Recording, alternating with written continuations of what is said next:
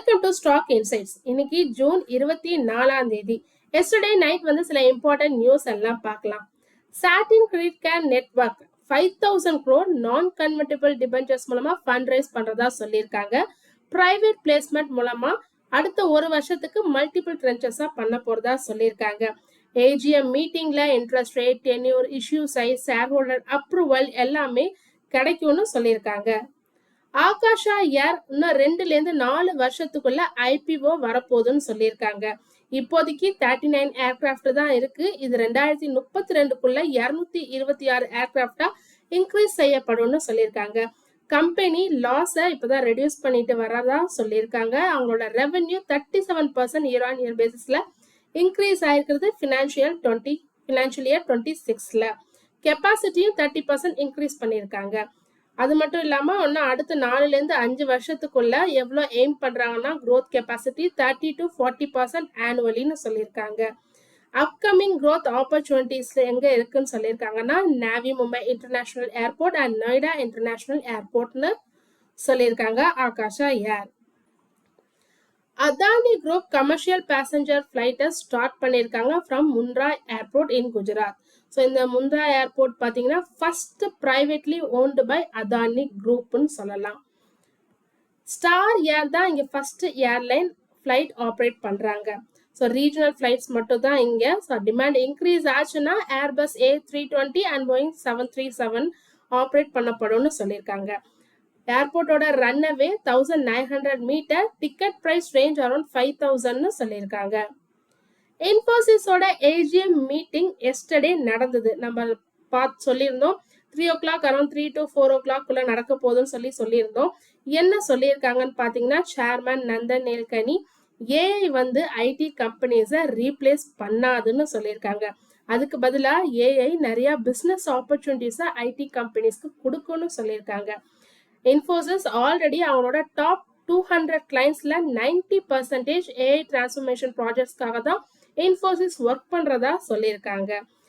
கம்பெனியோட சிஇஓ சலில் பரிஷ் கிட்டத்தட்ட $1 billion annually AI service revenue மட்டும் வர்றதா சொல்லியிருக்காங்க இன்ஃபோசிஸ்க்கு. கம்பெனி 2030ல ஏஐ ஆப்பர்ச்சுனிட்டி குளோபல் லெவல்ல $300 to $400 billion இருக்கும்னு எதிர்பார்க்கப்படுதுன்னு சொல்லியிருக்காங்க. இன்ஃபோசிஸ் ஆல்ரெடி ஹெவியா ஏஐ ஆட்டோமேஷன் டிஜிட்டல் டெக்னாலஜிஸ்லாம் இன்வெஸ்ட்மெண்ட் பண்ணியிருக்கோம். அது மட்டும் இல்லாம கம்பெனிக்குள்ளேயே ஃபினான்ஸ், மார்க்கெட்டிங், சாஃப்ட்வேர் டெவலப்மெண்ட் எல்லாத்துலயுமே நாங்க ஏஐயா அது மூலமா ப்ரொடக்டிவிட்டி இம்ப்ரூவ் ஆகும் அண்ட் எஃபிஷியன்சியும் இம்ப்ரூவ் ஆகும் சொல்லியிருக்காங்க. 20,000 ஃப்ரெஷ் கிராஜுவேட்ஸை ஃபினான்ஷியல் இயர் 26ல ஹையர் பண்ணியிருக்கிறதா சொல்லியிருக்காங்க. அவங்களுக்கு எமர்ஜிங் டெக்னாலஜிஸ் அண்ட் ஏஐ எல்லாமே அவங்க எம்ப்ளாயிஸ்க்கு நாங்கள் அப்ஸ்கில் பண்ணிக்கிட்டு வரோம். $0.9 billion worth of large deal in financial year 26ல அச்சீவ் பண்ணியிருக்கிறதா சொல்லியிருக்காங்க.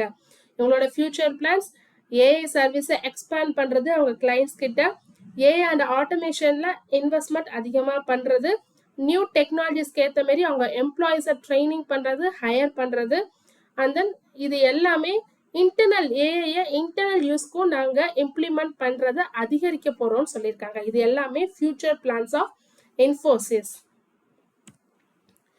வெஞ்சர் கேபிட்டலோட Nexus venture partners 43.2 lakh shares in டெலிவரியில் செல் பண்ணியிருக்காங்க. பிளாக் டீல் மூலமா 0.6% ஸ்டேக் 208 crore ஒர்த்தான ஷேர் செல் பண்ணியிருக்காங்க. ஒவ்வொரு ஷேரும் 481 per ஷேர்னு செல் பண்ணியிருக்காங்க. ஸோ இந்த சேலுக்கு அப்புறமா கூட நெக்ஸஸ் வெஞ்சர்ஸ் கிட்ட 4.5% ஸ்டேக் இருக்கு டெலிவரியில. HCL டெக்னாலஜிஸ் ஒரு பார்ட்னர்ஷிப்போட வராங்க சர்க்கிள்ஸ் அண்ட் கிரே ஸ்கைஸோட. ஒரு ஏஐ பேஸ்டு ஃபார் டெலிகாம் கம்பெனிஸ்க்கு டெவலப் பண்றதுக்கான ஒரு பார்ட்னர்ஷிப்.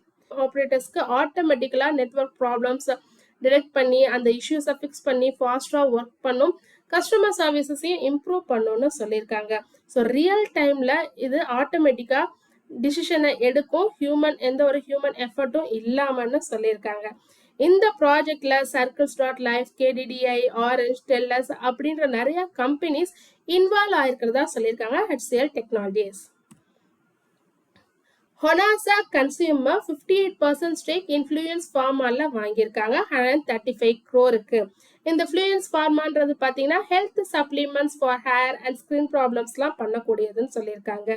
ரிமைனிங் 42% ஸ்டேக்கை நெக்ஸ்ட் 5 to 7 இயர்ஸ்க்குள்ள அக்வசிஷன் பண்ண போறதா சொல்லியிருக்காங்க.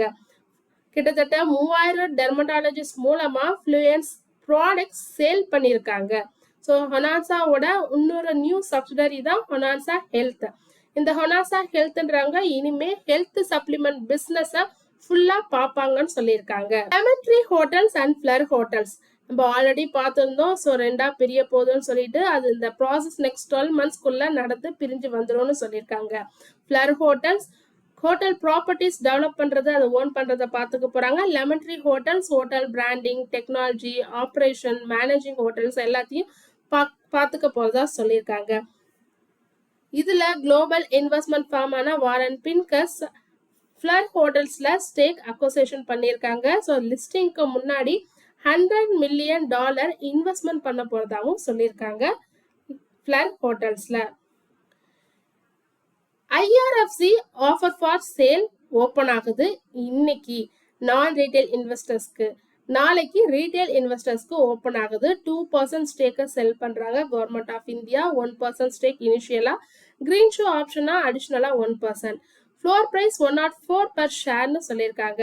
கவர்மெண்ட் இதுல 84.35% ஸ்டேக் ஓன் பண்ணிட்டு இருக்காங்க. ஸோ ஒரு மினிமம் பப்ளிக் ஷேர் ஹோல்டிங்னா 75% தான். ஸோ அதனால இவங்க ஸ்டேக் செல் பண்றதா சொல்லியிருக்காங்க IRFC.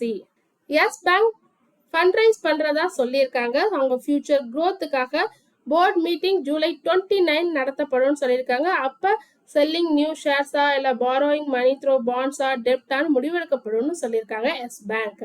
Power Grid Corporation of இந்தியாவும் பாண்ட்ஸ் இஷ்யூ பண்ண போறதா சொல்லியிருக்காங்க டூரிங் ஃபினான்ஷியல் இயர் 27ல. இதுக்கான போர்ட் மீட்டிங் June 26 நடக்குது. அப்ப அப்ரூவல் கிடைக்கும்னு சொல்லியிருக்காங்க Power Grid Corporation of India. Wipro அவங்களோட பார்ட்னர்ஷிப்பை எக்ஸ்பேண்ட் பண்ணியிருக்காங்க பேலோ ஆல்டோ நெட்வொர்க்ஸோட. இது ஒரு AI based cyber security service provide பண்ற கம்பெனி. ஸோ இந்த நியூ சர்வீஸை யூஸ் பண்ணி ஆர்டிஃபிஷியல் இன்டெலிஜென்ஸை யூஸ் பண்ணி சைபர் அட்டாக்ஸை டிடெக்ட் அண்ட் ஸ்டாப் பண்ண முடியும் சீக்கிரமான்னு சொல்லியிருக்காங்க விப்ரோ. NLC இந்தியா MOU போட்டிருக்காங்க வித் இந்தியன் ஆயில் கார்பரேஷனோட. 2 பேரும் சேர்ந்து ஜாயிண்ட் வெஞ்சர் பண்ணி large scale renewable energy projects இந்த தமிழ்நாடுல பண்ண போறதா சொல்லியிருக்காங்க. மெயினா solar, wind, hybrid renewable and energy storage system, batteries இது எல்லாமே பண்ண போறதா சொல்லியிருக்காங்க. City union bank board fund raising பண்ண போறதா சொல்லியிருக்காங்க 500 crore QIP மூலமா. இது ஒன்றும் ஷேர் ஹோல்டர்ஸ் அப்ரூவலுக்காக வெயிட் பண்ணிட்டு இருக்கோம்னு சொல்லியிருக்காங்க.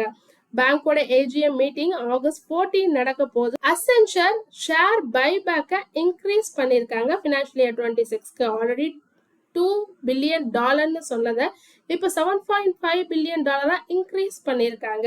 அசென்சர் இந்த பைபேக்கை August 31, 2026க்குள்ள கம்ப்ளீட் செய்யணும்னு சொல்லியிருக்காங்க.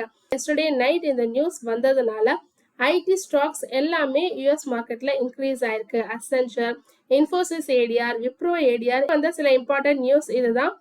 ஸோ இதுக்கு இன்னைக்கு மார்க்கெட்ல எப்படி இந்த ஸ்டாக்ஸ்லாம் ட்ரேட் ஆக போகுதுன்னு பொறுத்திருந்து பார்க்கலாம்.